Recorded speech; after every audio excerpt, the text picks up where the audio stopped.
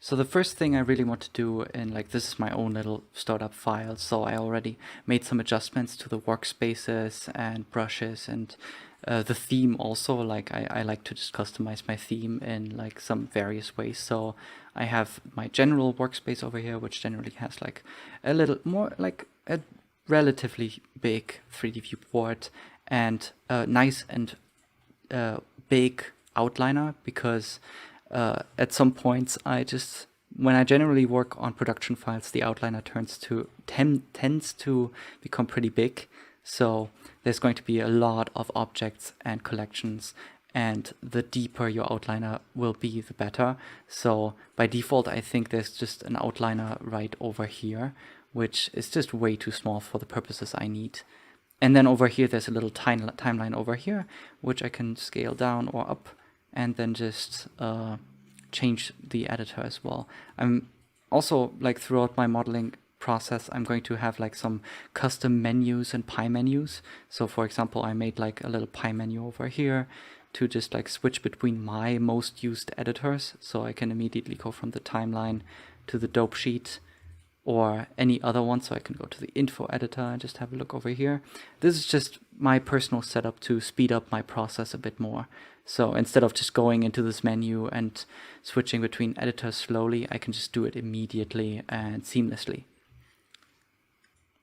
What's first? So pretty much the first thing I want to do is, I have this sphere over here, which is nice, but I want to block out the character. So get a general sense of the proportions and the three-dimensional shapes before going further into detail. After that, I will go likely detail the model as far as possible in terms of the models, so I can get, like, essentially we get everything we want out of the 3D design. And then after that, there will be a cleanup session where I'm just going to go over it. Like, I'm probably not going to sculpt the character, because it's really just such simplified shapes that there's no real need to go into sculpt mode and use dynamic topology and the remesher and all that stuff. It's really kind of overkill. We don't need that fine control over the shapes. We can I can mostly just box model it and then use sculpt mode for various small little tasks and tools. But still, I like to differentiate the modeling process into like the initial sculpt, like the blocking and then the sculpting, and then having that detached from the actual production model. So even though we're going to box model everything, it's still going to be the sculpt. So later on, we can just go in and clean up the model, do some topology tweaks, redirect some loops here and there. Anything that will be most optimal for the animation, for getting any deformations we need. But during the sculpting step, it's really just about getting the shapes and all the details in there. Anything that we want to have in the 3D model. So that was just like a little rundown on like what I want to, like how I would approach this. I also can recommend definitely to save regularly and with multiple files, and have like autosave on like, I have Blender set up so that it like autosaves every like 2 or 3 minutes, so I never really lose any progress if it crashes. Which it might as well do, because I'm using like in development version of 2.83 to essentially test all the latest features, but also be at the mercy of all the crashes and bugs. So we can already start making a new collection over here. I already set up like a main first collection over here called Settler, and then in that collection we have this little, it's essentially the default cube, but I just subdivided it 3 times and turned it into a sphere. So that's a way better default cube for most of the projects that I start up with. And then I have another collection over here, which is just called helpers. It's usually just excluded, disabled rather, like the terminology changed a bit over time. So it's disabling a collection. And in that collection, we really just have this little empty over here. Let me actually check over here if I can turn on screencast keys. That would be amazing. Yes, I can. So you can at least see what I'm doing over here. Can I move it a little bit to the side? That would be great. No, actually I'm just gonna keep it here because otherwise it's gonna clip into the toolbar at some point. Awesome. Also, one thing you might notice, I already set up like a little pie menu over here to change the different UI elements of the editors. So I don't have to press T and N anymore. I just have it set to N. So essentially, whatever I'm doing, I can just disable any of these UI elements just with one key, which is kind of useful. It's still relatively new. I just set it up, but I might not keep it. Let's see how annoying this actually is to get used to. But yeah, I'll just keep the, oh god, I just keep the screencast keys over here on the side. Apparently the add-on is not working that well anymore. Anyway, we have the little helpers over here with a empty in the center. This is great if you want to use like mirror modifiers and you always want to have them centered. So I just usually have one of these in my files. And then I can just create another collection over here and I just call this reference. And what I'm gonna do over here now is I'm just gonna have my little file browser over here and I can just drag and drop the turnaround into it. It's not working. Here we go. So now we have this guy over here. You can just scale this up with the nice little reference empties. You have these little widgets over here on the side to resize and adjust the empties, but you can also turn them off. It's usually what I do. I like to just use so here in the Gizmos tab, you can just disable all of them. Any one of them that you don't need. For me, it's usually all of them. They're just kind of in the way, unfortunately. But yeah, at least the transform gizmo is kind of useful. So I can just hit Alt G to reset the transforms, the location at least, so that it's in the center. And I'm noticing that it's actually kind of offset. Let me just fix that. So is this relative? Yes, it's relative. So just minus 0.5 and minus 0.5, and it's going to be centered. Actually, let me have this at 0 because we want to have the origin of the world to be the ground level. So this is going to be definitely easier to handle. So let's just place the sphere already where we kind of want it. So this is the front view. So I'm just going to move this over to the side. Can I actually... yes, transparency. This is nice. So I can toggle this on and then I at least get to see the grid.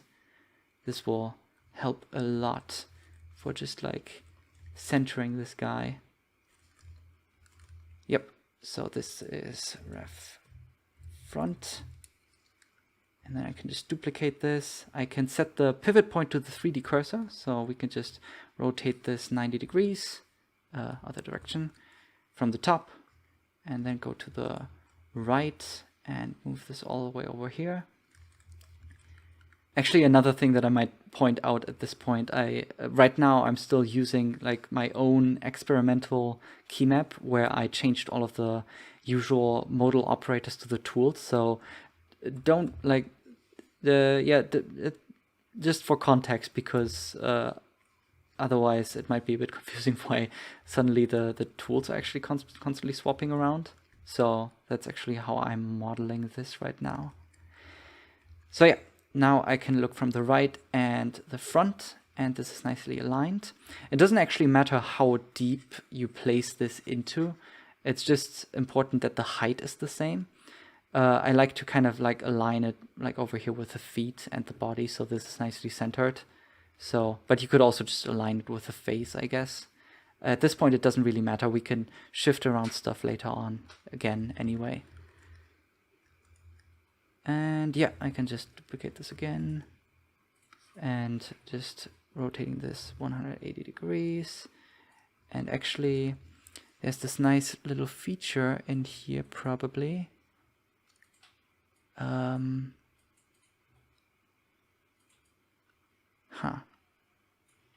Actually, let me check. I haven't experimented much with these guys over here.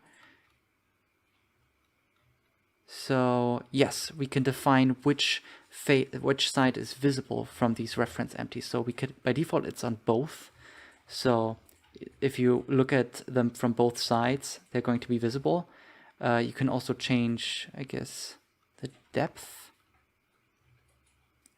I guess this is when you have multiple empties on top of each other. It's like some sort of depth drawing method. So this is not something we need to bother about right now, but side is important. So we can set it to front, and then then only the front side of the empty, which is pointing backwards right now, is going to be drawn. It's going to be visible in the viewport. So if you look at it from the front, we're not going to see it.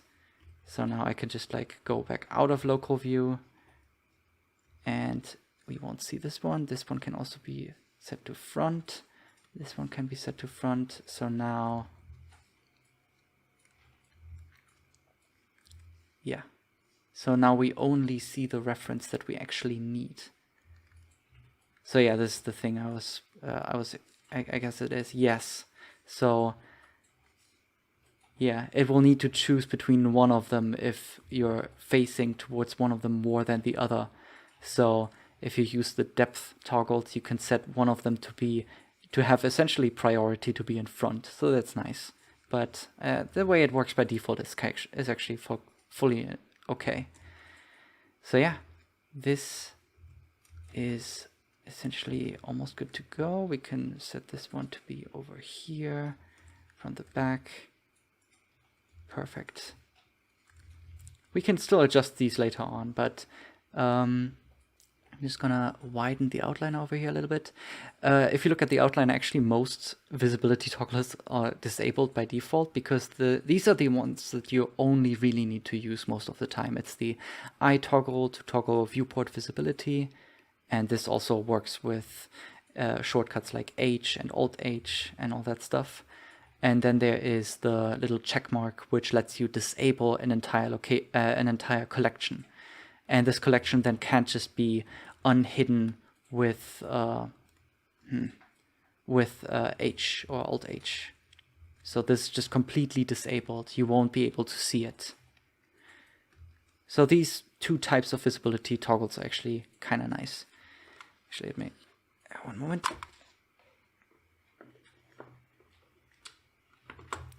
Just disconnected my mouse from charging. Okay, but the one we want to enable here right now as well is the selectability. What I want is, I want to have the reference collection to be set as unselectable. So now if we select in the viewport, it will only select the objects in the settler collection or anything that is not in any collection right now. So that's kind of nice. So we don't accidentally constantly select the reference empties.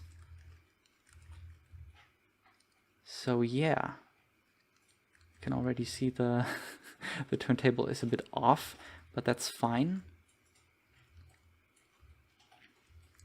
So now it's really about going in and blocking out all of these different shapes. Okay, let's actually go over this just a moment more before we go into the modeling. One thing I forgot to do is actually rename these guys. So this should be side. I hope it is. Yes. And this is the back. Bam. And then another thing I just noticed is that we could do it like the way of drawing these little reference empties. We could do it with the side option over here, but there's also a little check mark over here called display only axis aligned. So we can just select all three of these guys and hold Alt and then click the check mark, and it will then check mark that thing for all of them. So that's like a little hidden shortcut. This should be made way more obvious, but you could also use right click and then copy to selected, and it will do the same thing. So now, yes, now what this option does is it's going to display these only if the axis is perfectly aligned with the empty. So if we just rotate slightly outside of that axis, it's just going to immediately disappear. So if we view it from the back, we're going to see this empty, from the side this one, and the front this one. And this is just purely based on the rotation of these empties. So it's just going to take the y-axis as basically the front-facing one. Yeah, and that's essentially it right now.